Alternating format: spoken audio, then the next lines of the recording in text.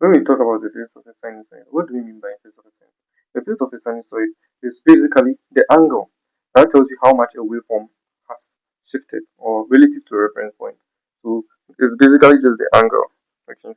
And we are talking about sinusoid. Sinusoid itself is a waveform. Let's see, a waveform that can be that takes the shape of a sine or what a cosine function. So it can be in this form or that form. Sorry.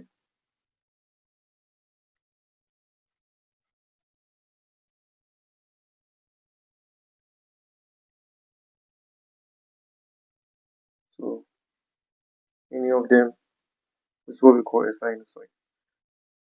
Now let's bring this to what we are doing here.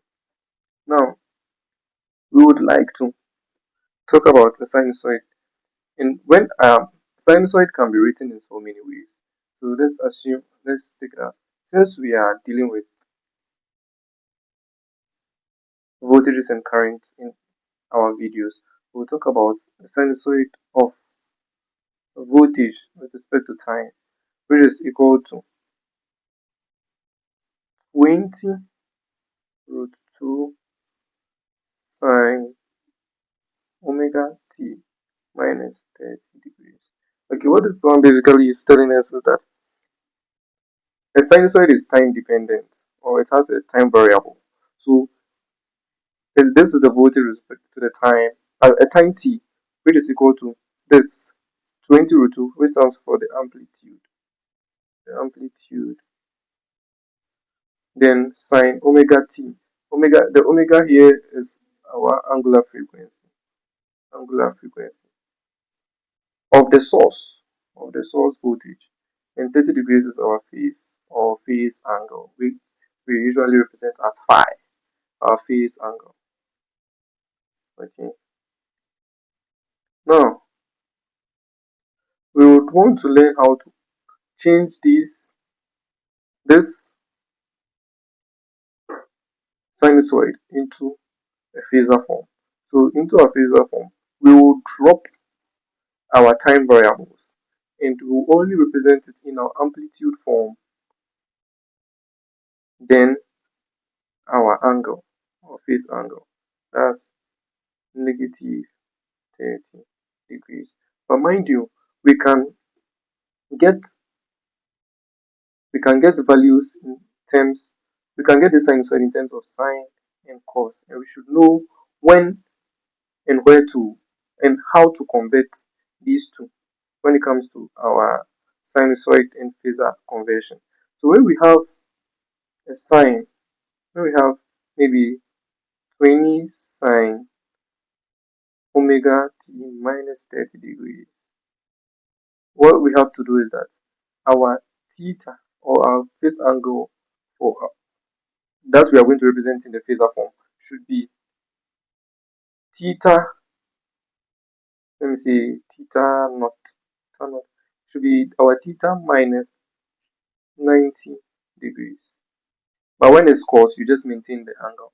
Hence, what we wrote here, what I wrote here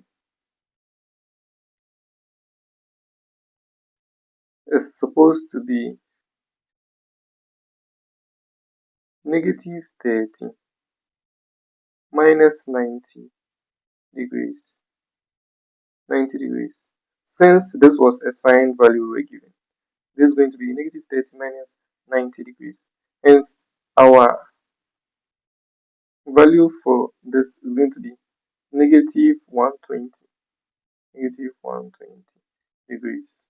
Okay.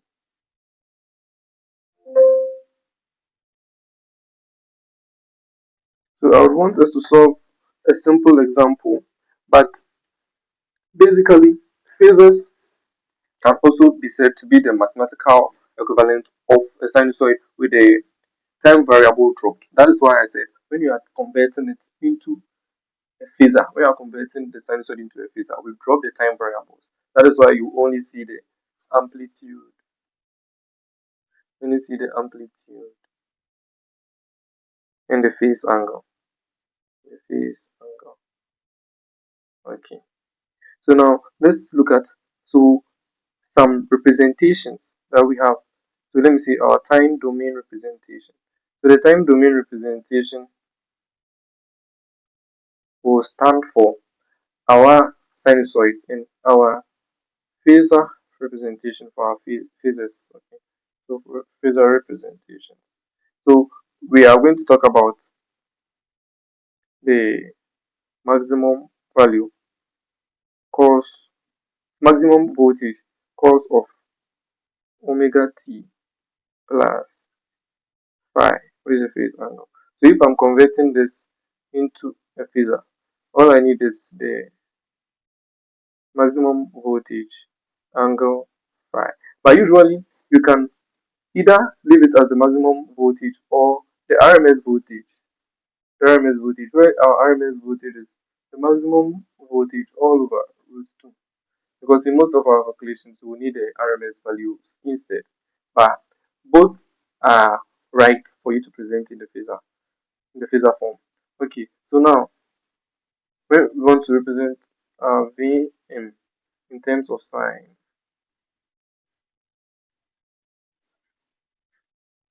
Conversion is just going to be Vm angle theta minus 90 degrees, as I said earlier. And it also applies, the VRMS condition also applies to the second and to all the ones we are going to solve. So we have our Im cos, where this is current, cos omega t plus phi. We convert this to our Im angle phi. And we also have Im sine omega t plus t phi, which is going to give us Im angle theta minus 90 degrees. The angles can also be in rad.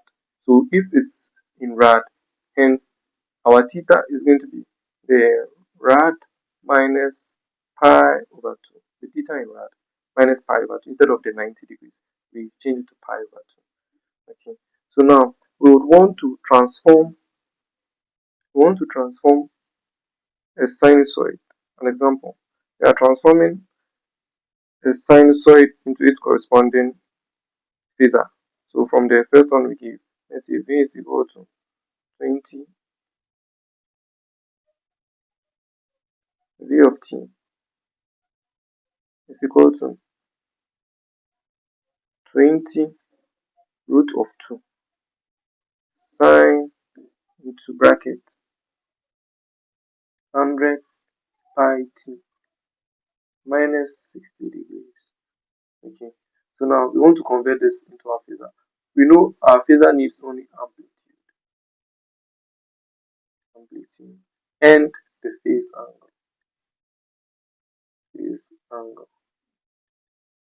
Hence, we represent dv of t as v, which is equal to the amplitude, which is 20 root 2 angle negative 60 degrees minus 90 degrees.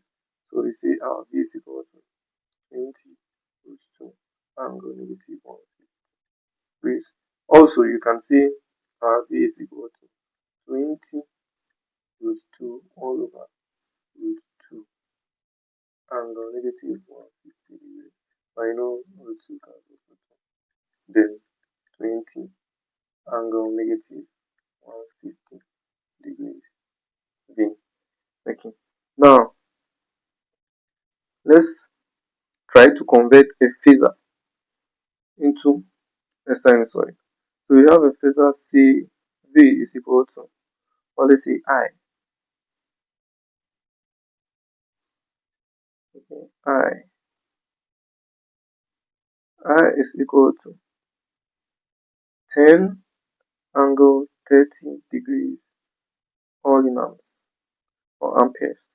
So we see transforming into the sinusoid form, we see our I of t, time dependent I of t is equal to 10 cos into bracket omega t. Since the Angular frequency wasn't given, represented by the omega, plus our angle, that's our 30 degrees.